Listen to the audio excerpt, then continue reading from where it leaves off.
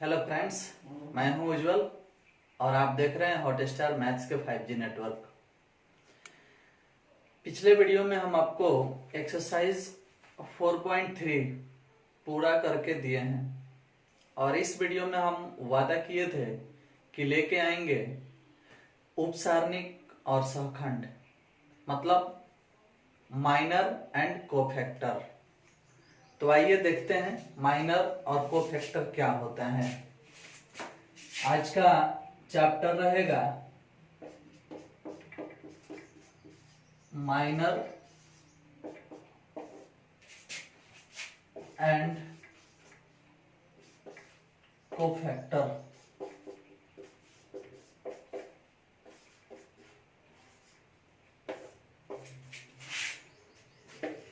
उपसारणिक और सहखंड।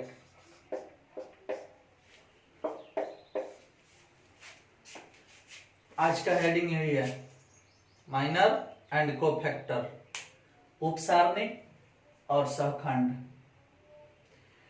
कुछ खास नहीं है, बस आपको थोड़ा सा ध्यान देना है, एकदम क्लियरली आपके माइंड में चला जाएगा।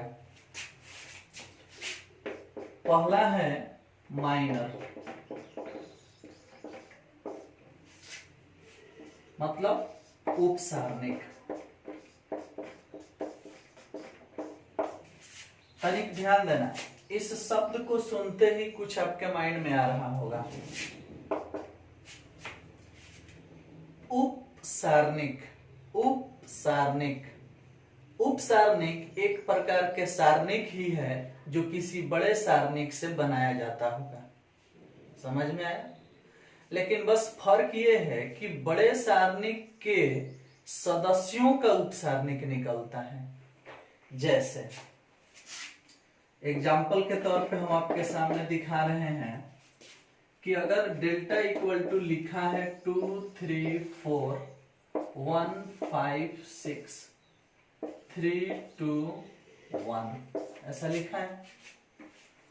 अगर हम आपसे पूछें कि इस एक का, भाई जो लिखा है, इस एक का उपसारणिक क्या होगा? पहले तो ये एक सारणिक है जिसका कोटि 3/3 है। अब इसी सारणिक के प्रत्येक सदस्य का उपसारणिक निकाला जा सकता है। और उपसारणिक निकलता कैसे है, उसी को हम लोग सीखने वाले हैं। अगर हमारा विचार कर रहा है कि इस 2 का उपसारणिक निकाला जाए, तो पहले ये बात बताओ कि 2 का उपसारणिक, 2 का उपसारणिक, तो जिस सदस्य का उपसारणिक निकालना होता है उस सदस्य वाले रो और उस सदस्य वाले कॉलम को हटा दिया जाता है। इसको हटा दिया जाए और इसको हटा दिया जाए। मान लीजिए कि हई 2 का निकाल रहे हैं, तो इस 2 वाले रो और इस 2 वाले कॉलम को हटा देंगे तो हई ना बचेगा 5 6 2 1।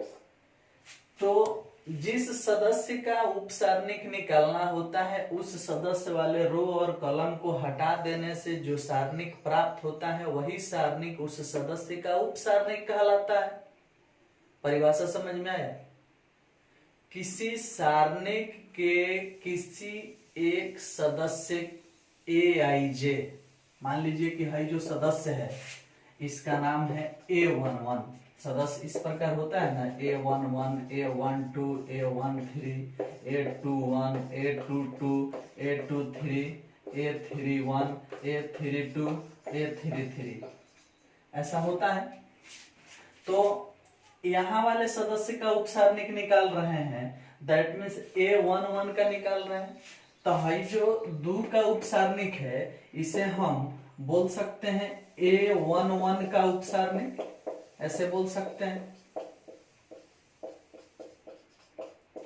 a11 का उपसारणिक। 2 का उपसारणिक बोलो तो, चाहे a11 का उपसारणिक बोलो तो। अब है जो A11 लिखे हैं इससे पता चल रहा है कि पहला रो और पहला कॉलम में पढ़ने वाले सदस्य का उपसारणिक।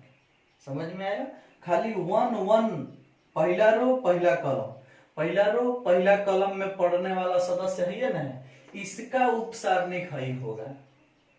इसी चीज को हम M11 से भी सूचित करते हैं। समझ में आया?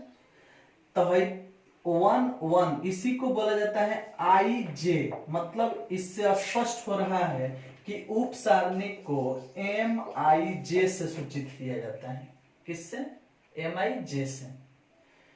तो क्या बोला गया?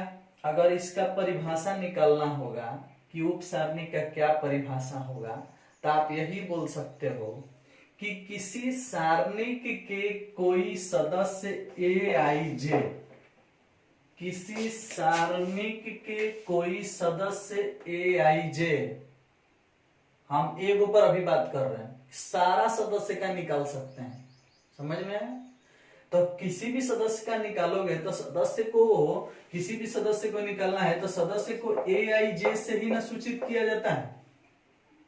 पढ़ के आए हो आप, मैट्रिक्स में पढ़े हो कि A = AIJ M/M एक आबिहू को दर्शाता है, जिसमें AIJ एक सदस्य को दर्शाता है और I रो में सदस्य का स्थान बताता है और J कॉलम में सदस्य का स्थान बताता है। ऐसे पढ़ के आए हैं हम लोग। तो कोई पूछेगा कि भाई छोटा AIJ क्या बताता है, तो सदस्य बताता है। और I क्या बताता है? सदस्य का रो में स्थान बताता है। और J क्या बताता है? सदस्य का कॉलम में स्थान बताता है। अगर हम कहीं A12 लिखे हैं तो इसका क्या अर्थ है कि यह उस सदस्य को बता रहा है जो पहला रो में पड़ा है और दूसरा कॉलम में पड़ा है। अब इसमें पूछेंगे कि बताओ A12 कौन है, तो पहला रो और दूसरा कॉलम मतलब 3। ऐसा पूछा जा सकता है A22 कौन है? A22 का अर्थ है दूसरा रो और दूसरा कॉलम में पढ़ने वाला सदस्य। तो दूसरा रो और दूसरा कॉलम में पढ़ने वाला सदस्य कौन है? 5। समझ में आया? तो हमें AIJ से, छोटका AIJ के बात कर रहे हैं, छोटा वाला A है, छोटे वाले AIJ से हम क्या दर्शाते हैं? सदस्य।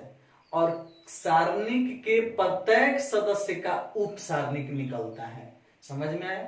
अगर पूछा जाए कि इस सारणिक में सदस्यों की संख्या कै गो है, तो देख लो 9 गो है।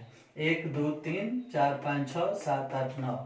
तो अगर इस सारणिक के सदस्यों की संख्या 9 है तो इसके उप सारणिक भी 9 गो निकलेगा, यदि हम प्रत्येक सदस्य का उप सारणिक निकालें तो।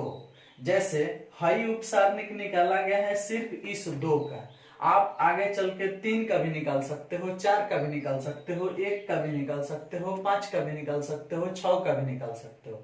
निकालना कैसे है? तो जिस सदस्य का उप सारणिक निकालना होता है उस सदस्य वाले रो और कॉलम को हटा देने से बचे हुए सदस्य का जो सारणिक मान होगा वही तो उप सारणिक कहलाता है। जैसे इस 2 का निकालना था तो है रो और है कॉलम हटा देने से है 4 गो बच गया, इसको हल कर देंगे, जो आएगा वो उप सारणिक होगा। 5 एकम 5, 6 दूना 12, 5 में से 12 गया -7, यही आंसर होगा, इसका उप सारणिक होगा 2 का। 3 का निकालना होगा तो हाई लाइन हटा देंगे तो 1 3 6, 1 को हल करेंगे वो 3 का उप सारणिक हो जाएगा। 4 का निकालना होगा तो हाई लाइन हटा देंगे, 1 5 3 2 वाला निकाल लेंगे। 1 का निकालना होगा तो हाई रो हाई कॉलम हटा देंगे, 3 4 2 1 रख लेंगे, तिरछा तिरछी गुना कर लेंगे, उप सारणिक हो जाएगा। 5 का निकालना होगा तो हाई लाइन हटा देंगे, चारों कोना वाला बच जाएगा, उसको हल कर लेंगे, आंसर हो जाएगा। मतलब जिस सदस्य का उप सारणिक निकालना होता है उस सदस्य वाले रो और कॉलम को हटा देने से बचे हुए सारणिक का मान ही उस सदस्य का उप सारणिक कहलाता है। समझ में आया? अब कोई भी सारणिक में जितना सदस्य होगा उसके सभी सदस्य का अलग अलग उप सारणिक निकाला जा सकता है। अगर इसमें 9 को सदस्य है तो 9 का अलग अलग उप सारणिक निकल सकता है। ठीक, अब इसके प्रत्येक सदस्य को हम या तो A11 न तो A12 न तो A13 से सूचित करेंगे। तो अगर प्रत्येक सदस्य का उप सारणिक निकालेंगे तो M11 न तो M12 न तो M13 ऐसे निकलेगा, क्योंकि किसी भी सारणिक के सदस्यों का अगर उप सारणिक निकाला जाता है तो उप सारणिक को MIJ से सूचित किया जाता है। अगर A11 का उप सारणिक निकाला गया है तो इसे हम किससे सूचित करेंगे? M11 से। अगर A12 का उप सारणिक निकाला जाएगा तो उसे सूचित किया जाएगा M12 से।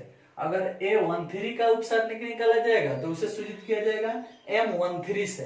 A21 का निकाला जाएगा तो M21 से, A22 का तो M22 से, A23 का तो M23 से, A31 का तो M31 से, A32 का तो M32 से, A33 का तो M33 से। मतलब A हटा के M लगा देंगे तो हम समझ जाएंगे कि वो माइनर है। समझ में आया? तो एक बार फिर से परिभाषा सुन लो उप सारणिक का और लिख भी लेना।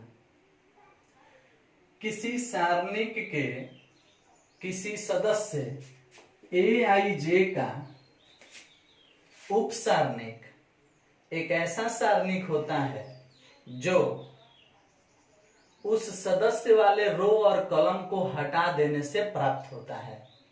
इसे MIJ से सूचित किया जाता है। एक बार फिर बोल रहे हैं, सुनिएगा। किसी सारणिक के किसी सदस्य Aij का उप सारणिक एक ऐसा सारणिक होता है जो उस सदस्य वाले रो और कॉलम को हटा देने से प्राप्त होता है। इसे MIJ से सूचित किया जाता है। समझ में आया? इसे MIJ से सूचित किया जाता है। जिस सारणिक में जितने सदस्य होंगे उन सभी सदस्यों का उप सारणिक अलग अलग निकाला जा सकता है। समझ में आया? किसी भी सदस्य का अगर उप सारणिक निकालना होगा तो उस सदस्य वाले रो और उस सदस्य वाले कॉलम, मतलब वह सदस्य जिस रो में पड़ेगा उस पूरे रो को ही हटा दो, और वो जिस कॉलम में पड़ेगा वो पूरे कॉलम को ही हटा दो। उसके बाद जो बचेगा उसको हल कर लेंगे तो हमें जो मान प्राप्त होगा वही उस सदस्य का उप सारणिक कहलाएगा। आई बात समझ में? अब आपको सारणिक के 1/1, 2/2 और 3/3 कोटि तक ही पढ़ना है। तो अगर आप 3/3 कोटि का उप सारणिक निकालने जाओगे तो वह 2/2 कोटि में आएगा। अगर 2/2 कोटि का उप सारणिक निकालने जाओगे तो वह 1/1 कोटि में आएगा। जैसे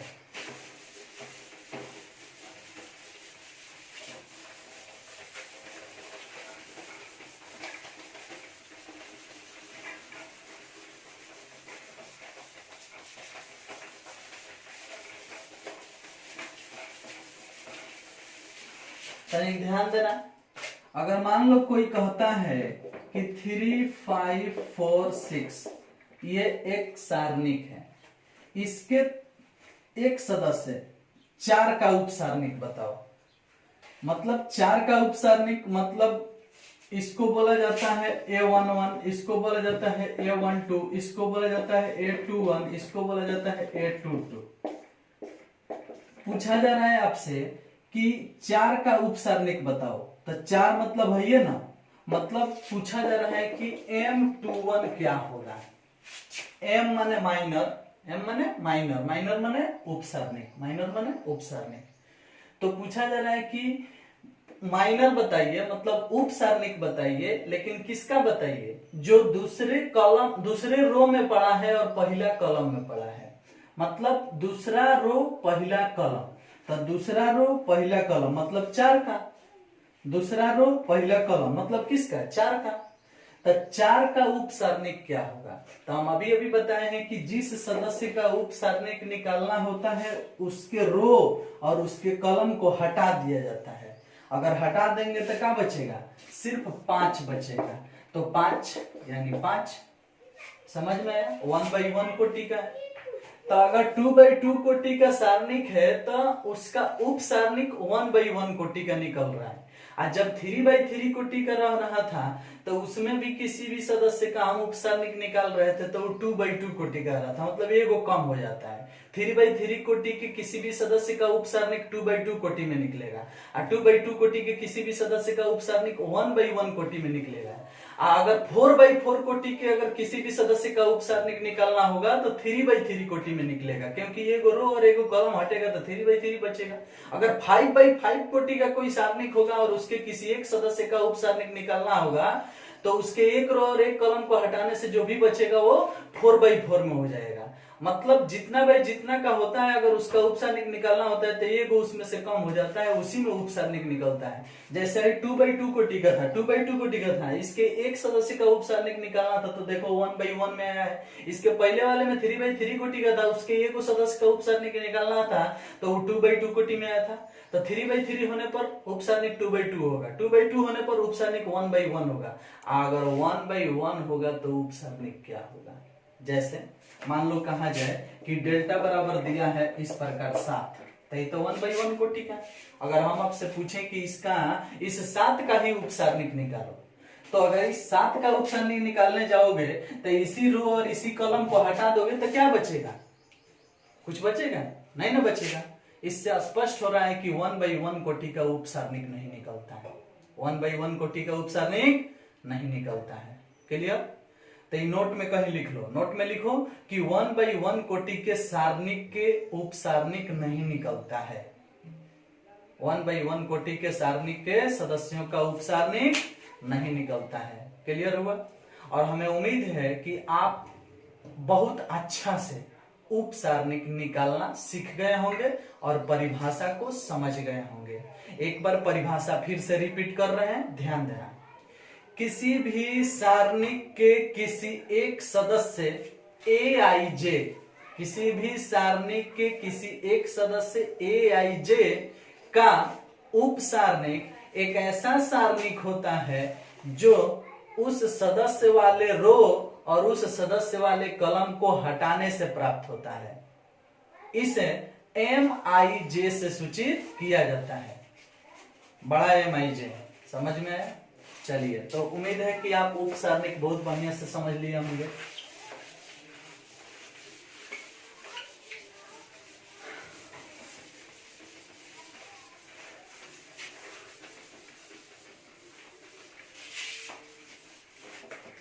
अब आइए थोड़ा सा हमारा कलाकारी देख लीजिए। ऑब्जेक्टिव कैसे हम बनाते हैं। बुक का तो अलग बात है, बुक में तो इस टाइप का ऑब्जेक्टिव दिया भी नहीं है जो हम अभी बताने जा रहे हैं। खोज लेना, किसी भी बुक में आपको मिलने वाला नहीं है। ये थोड़ा सा है जो ब्रेन है ना, थोड़ा सा उल्टा पुल्टा चलते रहता है। देखो क्या बताने वाले हैं। अगर मान लीजिए कि कोई भी सारणिक 3 2 5 7 2 1 8 9 3 ऐसे है, ये एक सारणिक है।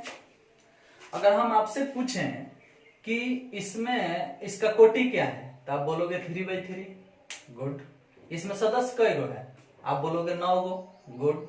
इसमें रो कई गो है? 3 गो। गुड। इसमें कॉलम कई गो है? 3 गो। गुड, एकदम सही।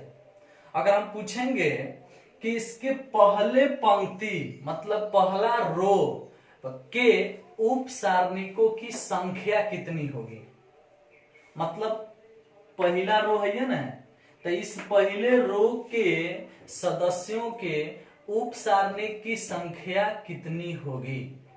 तो पहला रो में सदस्य 3 गो है तो 3 हाली उप सारणिक निकलेगा, मतलब 3 गो उप सारणिक होगा। पूछेंगे कि इसके पहले कॉलम में उप सारणिक की संख्या कितनी है तो भी 3 होगा, क्योंकि इधर से भी 3 गो सदस्य है और आप जानते हैं कि प्रत्येक सदस्य का उप सारणिक निकलता है। अगर पूछा जाए कि दूसरे रो में कितने सदस्य हैं तो दूसरे रो में 3 गो सदस्य हैं, तो उसके उप सारणिक कई गो निकलेगा तो 3 गो निकलेगा। जितने सदस्य होते हैं उतने उप सारणिक प्राप्त होते हैं। जिस सदस्य का उप सारणिक निकालना होगा उस वाले रो और उस वाले कॉलम को हटा दो, जो बचेगा उस सारणिक को हल कर दो। अगर कहा जाए आपसे कि 9 का उप सारणिक निकालो, 9 का, तो 9 जिस स्थान पर है उस स्थान का नाम है तीसरा रो दूसरा कॉलम, मतलब A32। तो इसका उप सारणिक M32 कहलाएगा, तीसरा रो दूसरा कॉलम। देख रहे हो, तो कहां पड़ रहा है? 9 पर। तो 9 का उप सारणिक क्या होगा? तो तीसरा रो और दूसरा कॉलम हटा दो, जो बच गया उसको हल कर दो। 3 7 5 1 हल कर दो। अब 3 एकम 3 और 7 बचे 35, 3 में से 35 गया, 3 में से 35 गया भाई, तो -32। यही तो आपका उप सारणिक है। किसका? 9 का। तो हम क्या बोल रहे हैं? हम ये बताना चाह रहे हैं कि प्रत्येक सदस्य का उप सारणिक निकल सकता है। तो जब प्रत्येक सदस्य का उप सारणिक निकल सकता है तो यहाँ एक राज है, तनी गौर करना। आपसे पूछा जा सकता है कि यदि किसी सारणिक का कोटि, एक सारणिक है, इस सारणिक का कोटि 3/3 है, तो इसके कितने उप सारणिक होंगे? तो सदस्य कई गो है? टोटल 9 गो, तो उप सारणिक भी होगा 9 गो।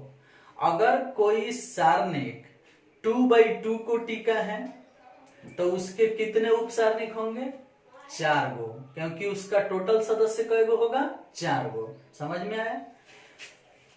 अब पूछ सकते हैं कि यदि किसी सारणिक का कोटि 3/3 है तो उसके पहले पंक्ति के उप सारणिक कई गो होगा? तो 3 गो। उसके पहले स्तंभ का उप सारणिक कई गो होगा? 3 गो। उसके मुख्य विकर्ण का उप सारणिक कई गो होगा? 3 गो। उसके साधारण विकर्ण का उप सारणिक कई गो होगा? 3 गो। तो ये बात आपको समझना होगा कि कोटि क्या दिया है और हम पूछ क्या रहे हैं, क्योंकि है लिख के नहीं पूछेंगे, आप इसको हटाएंगे।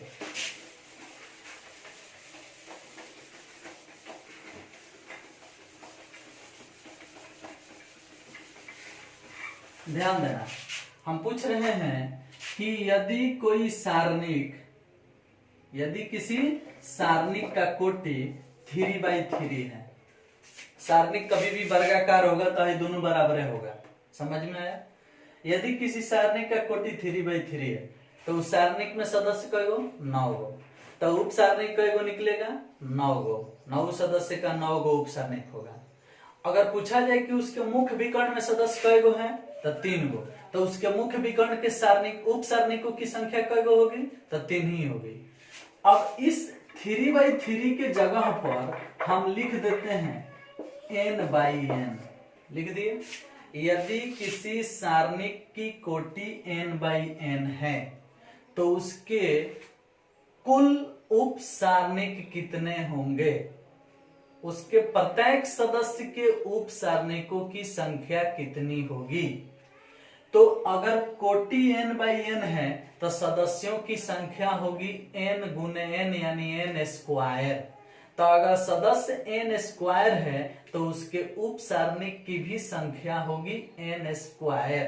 अगर 3/3 था तो उप सारणिक की संख्या होगी 9, और 3/3 था तो उसके सदस्यों की भी संख्या होगी 9। जय गो सदस्य होता है तय गो उप सारणिक निकलता है। समझ में आया? तो कोटि के अनुसार पहले सदस्य पता कर लो, जितना सदस्य होगा उतना ही उप सारणिक होगा। अब अगर हम पूछे हैं कि n/n कोटि का कोई सारणिक है तो उसके प्रत्येक सदस्य के उप सारणिकों की संख्या कितनी होगी? तो जवाब होगा n²। समझ में आया? पूछा जा सकता है कि उसके प्रत्येक पंक्ति के उप सारणिक कितने होंगे, चाहे उसके एक पंक्ति के उप सारणिक कितने होंगे। तो n कहे कि n/n है तो एगो रो में n गो सदस्य होगा, एगो कॉलम में n गो सदस्य होगा। जिस प्रकार 3/3 रहता था तो एगो रो में 3 गो सदस्य था, एगो कॉलम में भी 3 गो सदस्य था। 4/4 होने पर एगो में 4 गो सदस्य होगा, कॉलम में भी 4 गो सदस्य होगा। मतलब मेरे कहने का अर्थ है कि अगर n/n है तो उसके प्रत्येक पंक्ति में सदस्यों की संख्या कितनी होगी, n। तो उप सारणिक की भी संख्या कितनी होगी, n। तो ऑब्जेक्टिव पूछा जा सकता है कि यदि किसी सारणिक का कोटि n बाई n है तो उसके प्रत्येक सदस्य का उप सारणिकों की संख्या कितनी होगी, तो n स्क्वायर। उसके एक पंक्ति के सदस्यों की उप सारणिक की संख्या कितनी होगी, तो खाली n। उसके मुख्य विकर्ण के सदस्यों के उप सारणिक की संख्या कितनी होगी, तो n। उसके साधारण विकर्ण के सदस्यों के उप सारणिक की संख्या कितनी होगी, n। क्योंकि इधर से भी उतना ही होता है जितना इधर से होता है। अगर 3/3 था, 3/3 तो 3 गो था, 3/3 था तो हयो 3 गो था, अगर 3/3 था तो हयो 3 गो था, 3/3 था तो हयो 3 गो था। समझ में आ रहा है? मतलब इधर से काउंटिंग हो चाहे इधर से काउंटिंग हो चाहे इधर से काउंटिंग हो, 3/3 था तो 3 गो था। उसी तरह से अगर n/n है तो किधरों से काउंटिंग होगा तो n गो ही होगा। समझ में आया? तो आपको ध्यान रखना है हमेशा कि पूछा क्या जा रहा है, क्योंकि मेरा थोड़ा सा दिमाग लगाना उल्टा पुल्टा होता है। समझ रहे हो ना? कंफ्यूजन हमें उत्पन्न करते हैं और सॉल्यूशन भी हम ही देते हैं। समझ में आया? कपार बथ गया हो सुनते सुनते, तनी ज्यादा फोकस करा दिए हैं, दिमाग खराब हो गया हो तो थोड़ा सा माइंड इधर उधर कर लो, मुंडी उंडी घुमा लो, बस क्लियर हो जाएगा। समझ में आया? ध्यान देना थोड़ा सा।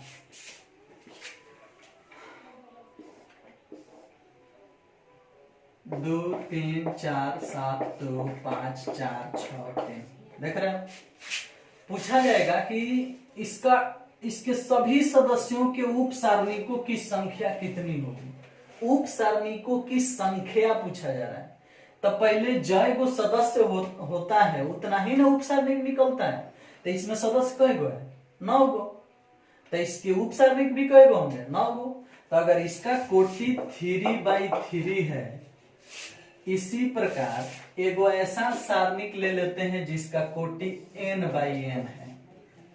हमेशा मैच कराना है, 3/3 है मतलब हेने से 3 गो, हेने से 3 गो। दिख रहा है?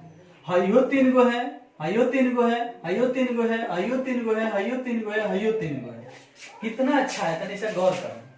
एगो 3/3 देखने से पता चल जा रहा है कि इसके पहला पंक्ति में 3 गो सदस्य हैं, चाहे पहला स्तंभ में 3 गो सदस्य हैं, चाहे दूसरा पंक्ति में भी 3 गो सदस्य हैं, तीसरा पंक्ति में भी 3 गो सदस्य हैं, दूसरा स्तंभ में भी 3 गो सदस्य हैं, तीसरा स्तंभ में भी 3 गो सदस्य हैं, साधारण विकर्ण में भी 3 गो सदस्य हैं, और मुख्य विकर्ण में भी 3 गो सदस्य हैं। मतलब इस 3 का कितना महत्व है कि किधर से भी देखेंगे तो 3 गो आएगा, और गुना कर देंगे तो टोटल सदस्य की संख्या भी निकल जाएगा।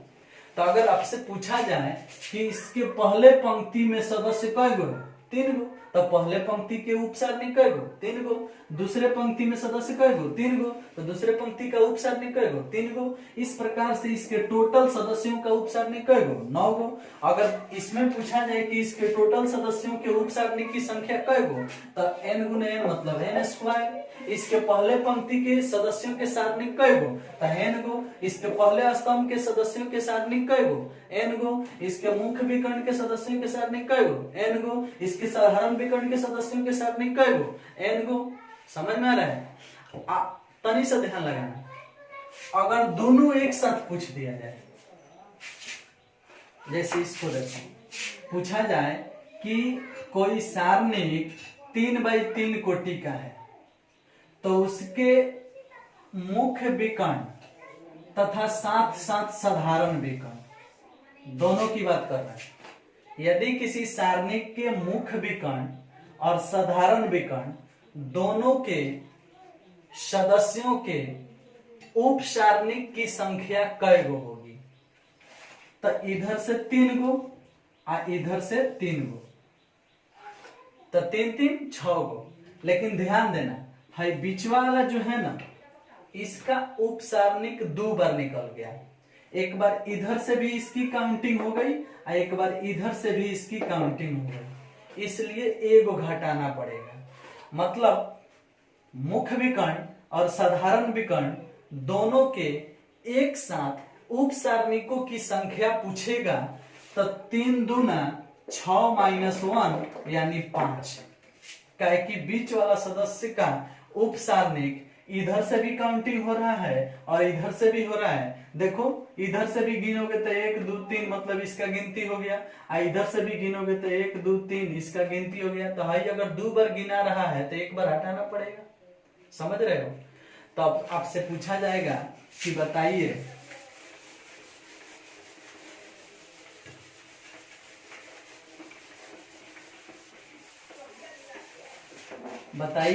कि यदि किसी सारणी का कोटि n/n है, n/n है, तो उसके मुख्य विकर्ण और साधारण विकर्ण के सभी सदस्यों के उप सारणिक की संख्या कितनी होगी?